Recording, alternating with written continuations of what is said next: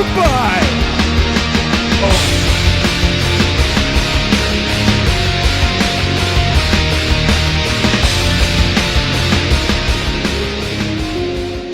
What's up and welcome back sa aking channel mga ka-teammate. Gilas Pilipinas, bigo pa ring makaisa sa FIBA World Cup. Anyari? Sino nga bang dapat na nasa lineup ng Gilas? Si Jordan Clarkson ba? O si Justin Brownlee? Renz Abando, literal na ginulat ang mundo. Bago natin sama-sama tutukan yan ay mag-subscribe ka muna sa aking channel kasabay na pag-hit ng notification bell para hindi ka nahuhuli kapag may mga bago tayong video. Here we go! Nagkaroon ng pagkakataon ng Gilas Pilipinas dahil sa pagkakatalo ng China sa Puerto Rico 107-89. Unang hinarap ng Gilas Pilipinas ang South Sudan na inakala ng marami na kayang-kaya at mataas anya ang posibilidad na makapitas na ang Gilas sa unang pagkakataon, pero ang lahat ng yan ay kabaliktaran at walang pangyayari. Nanliit ang Gilas Pilipinas sa South Sudan, dagdag pa dyan ay maaga silang pumutok from outside, bagay na unti-unting nagpalubog sa ating pambansang koponan. Solid yung 42.4% ng South Sudan from Rainbow Arc kumpara sa 31.3% lamang ng Gilas. Isa-isahin natin ang nagpatalo sa Gilas Pilipinas mga ka-teammate. Una, free throw shooting. Maalat pa sa asin na may itlog ang shooting ng Gilas Pilipinas from the line. Nakakainis lang dahil yun na nga lang ang mga uncontested shots hindi pa nakokonek. Wala ding maayos na team play ang Gilas na nakapagtala lamang ng 15 assists. Katunayan nagkakanya-kanya ang bawat isa.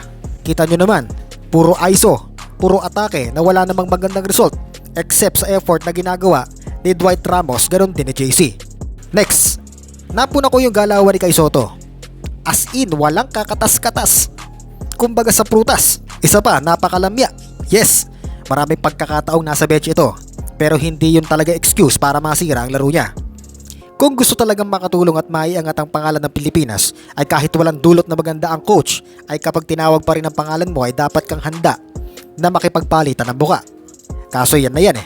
Kaya hindi talaga makukuha sa NBA ang ganyang malalaro dahil hindi kinakikitaan ng sipag, sigasig at walang makitang dahilan para kunin ang 7-footer. No offense pero mas okay pa si Junmar Fajardo kaysa kay Kai Sotto pagdating sa pwestuhan sa rebound. Naturing ang 7-footer, wala namang gamit. Wala din yun. Kung power forward mo naman ilalagay si Kai Sotto ay hindi rin effective dahil takot din namang mag-drive, hesitant sa poste at very rare kung umangat ng jumper. Nakaka-disappoint lang talaga mga ka-teammate. Doon naman sa hanggang ngayon ay nagdedebate pa rin kung si JC ba o si JB sa Gilas ay mahirap talaga mamili dyan. Parehas mahusay yan mga ka-teammate. Advantage lang ni Jordan Clarkson kay Justin Brownlee ay ang kanyang pagiging NBA player. Bagamat may times na nagbubuhaya si JC, ay saludo pa rin ako sa mamang ito sa puso at dedikasyon para sa bayan. Kailangan lang ni JC ng kabady at maglaro na kung saan nasa tamang posisyon ito at hindi si Chot Reyes ang maging coach nito. Kung si Justin Brownlee naman ang nasa lineup, tingin ko same lang halos ang magiging muka ng mga pangyayari. Isa pa sa sablay ng SBP at ni Coach Chot Reyes ay dapat na-anticipate nila na ang lalaki ng mga kalaban dahil FIBA World Cup lang naman ang sabak natin. Kaso ang liliit pa din ang mga kinukuha at ang ending hindi gagamitin sa game kasi hindi makasabay kasi maliliit at magiging mismatch.